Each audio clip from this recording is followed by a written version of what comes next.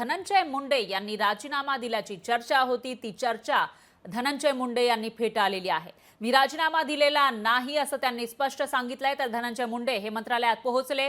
धनंजय मुंडे मंत्रिमंडळ बैठकीसाठी पोहोचलेले आहे। आज कॅबिनेटची बैठक आहे आणि या बैठकीसाठी मंत्री असलेले धनंजय मुंडे सुद्धा पोहोचले। त्याच्या आधी त्यांच्या राजीनाम्याची चर्चा होती, पण त्यांनी जर राजीनामा दिला असता तर ते मंत्रिमंडळ बैठकीसाठी आले नसते। पण आता या मंत्रिमंडळ बैठकीसाठी येऊन त्यांनी एक प्रकारे आपण राजीनामा दिला नसल्याचं म्हणत ज्या चर्चा सुरू होत्या त्या फेटाळल्या।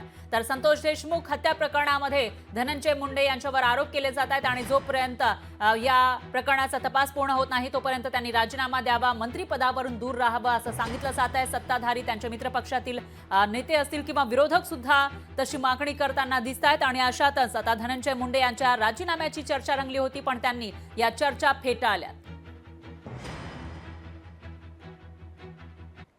काहीही राजीनामा वगैरे दिलेला नाही, काहीही राजीनामा वगैरे दिलेला नाही, काहीही राजीनामा वगैरे दिलेला नाही। अनेक लोक म्हणजे सुरेश धसांनी त्यांच्या स्टेटमेंटमध्ये आणि अनेक लोकांच्या स्टेटमेंट, साळुंखेजींचंही स्टेटमेंट तसं आलेलं आहे, ते मी तुमच्याच सगळ्यांच्या चॅनलवर पाहिलेलं आहे की राजीनामा द्यावी अशी त्यांची भावना आहे। मी ह्याच्यावर आधीही बोललेले। मला असं वाटतं सरकारने संवेदनशीलपणे या सगळ्याचा विचार करावा। मला अजूनही तो दिवस आठवतोय जेव्हा अशोक चव्हाणांवर आरोप झाले, नैतिकता बघून काँग्रेस पक्षाने आणि अशोक चव्हाणांनी तेव्हा राजीनामा दिला होता।